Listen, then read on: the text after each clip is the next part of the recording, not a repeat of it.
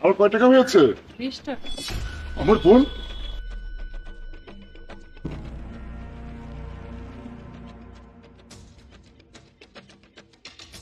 আমার বোন এই অবস্থায়, তার উপরে আবার মুচির কাজ করছে। ভাইয়া আমার টাকাটা আমাকে দেন, আমাকে তো আরো কাজ করতে হবে। এই যে নিন। 100 টাকা? আপনার কাছে 20 টাকা খুচরা নেই? না না, আমার কাছে তো নেই। আমার কাছে থাকলে তো আমি দিতামই। দেখুন না, আপনার কাছে হবে হয়তো। আচ্ছা। আচ্ছা আপু, আপনাকে একটা কথা জিজ্ঞাসা করি। হ্যাঁ অবশ্যই করেন। আপনার গালে, কপালে, ঘাড়ে এত আঘাতের চিহ্ন কিভাবে আসলো? আসলে আমি বাসায় কাজ করার সময় সিঁড়ি থেকে পড়ে গিয়েছিলাম, তাই এমন দাগ হয়ে গিয়েছে। দেখুন বোন, আমি পড়াশোনা করেছি, আমি শিক্ষিত, এখন চাকরি করি। আমি তো আর বাচ্চা নই। আমি আপনার শরীরের চিহ্নগুলো দেখে খুব ভালো মতোই বুঝতে পারছি এটা কোনো অ্যাক্সিডেন্টলি নয়। এগুলো দেখে স্পষ্ট বোঝা যাচ্ছে যে আপনাকে নিশ্চয়ই কেউ মেরেছে। দেখুন, আপনিও আমাকে চেনেন না আর আমিও আপনাকে চিনি না। আপনি আমাকে আপনার বড় ভাই মনে করে কথা বলতে পারেন, এতে আপনার মনটা একটু হালকা হবে। আসলে আপনি ঠিকই ধরেছেন, আমার হাজবেন্ড আমাকে মেরে এই অবস্থা করেছে। কি? আপনার হাজবেন্ড আপনাকে মেরে এই অবস্থা করেছে? তাহলে আপনি আপনার হাজবেন্ডের সঙ্গে আছেন কেন?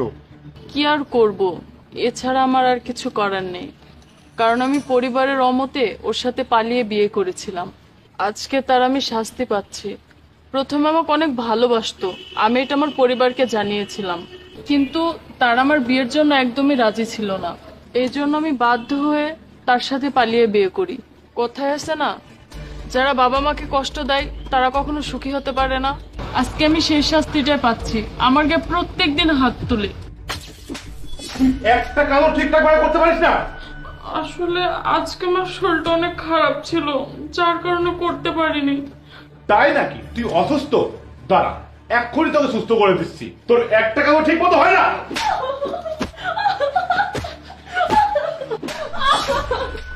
আমাকে মেরো না, আমাকে ছেড়ে দাও প্লিজ। এবার তোর শরীর ঠিক হয়েছে তো? আজকের পর থেকে তোর মুখে আমি একবার আর না কথা শুনতে চাই না, বুঝেছিস? আমি আপনাকে একটা পরামর্শ দিতে পারি। আপনার স্বামী যখন আপনার গায়ে এত হাত তুলে এত অত্যাচার করে, তাহলে আপনি আপনার পরিবারের মানুষের সাথে একটু কথা বলে দেখুন। আপনার ওই হাজবেন্ডকে আপনি ছেড়ে দিন। আমি কোন মুখে গিয়ে আমার বাবা মার সামনে দাঁড়াবো আপনি বলুন তো? আমার জন্য সমাজের কাছে অনেক আগে অপমানিত হয়েছে তারা। তারা আমাকে নিষেধ করেছিল আমি যেন এই ছেলেটাকে বিয়ে না করি। আমি পাগল ছিলাম, তাই বাবা মার কথা শুনিনি। সেই সময় যদি বাবা মার কথা শুনতাম তাহলে আজকে আমার পরিস্থিতি এমন হতো না। এখন আমার পরিবার আমাকে ঘৃণা করে। অলরেডি আমি ওনাদের অনেক কষ্ট দিয়েছি, আমি তাদের সামনে গিয়ে আর কষ্ট দিতে চাই না। দেখুন বোন, মা বাবা যতই সন্তানের উপর রাগ করে থাকুক না কেন, মা বাবা কিন্তু সন্তানের কষ্ট কখনোই সহ্য করতে পারে না। আর আপনাকে যদি এই অবস্থায় আপনার বাবা মা দেখে, আপনাকে নিশ্চয়ই আপন করে নেবে। না না ভাইয়া, আমার এই অবস্থার কথা আমি আমার পরিবারকে জানাতে পারবো না। আমি তাদের আর কষ্ট দিতে চাই না। আর এমনিতেও এটা তো আমার কর্মের ফল, আমাকে নিজে নিজে ভোগ করতে হবে। তোর এই ভাই তোকে কখনোই কষ্ট করতে দেবে না। ভাইয়া তুমি এখানে? অনেক বড় হয়ে গেছিস তুই, তাই না? নিজের ডিসিশন নিজে নিজে নিতে শিখে গিয়েছিস, তাই না? বাড়ি থেকে পালিয়ে আসার ডিসিশনটা তোর ছিল, কিন্তু এখন বাড়িতে ফিরে যাওয়ার ডিসিশনটা তোর না। শোন, বাবা মা যদি তোকে মেনে নাও নেয় তাতেও কোনো সমস্যা নেই, কারণ তোর এই ভাইটা আছে তো।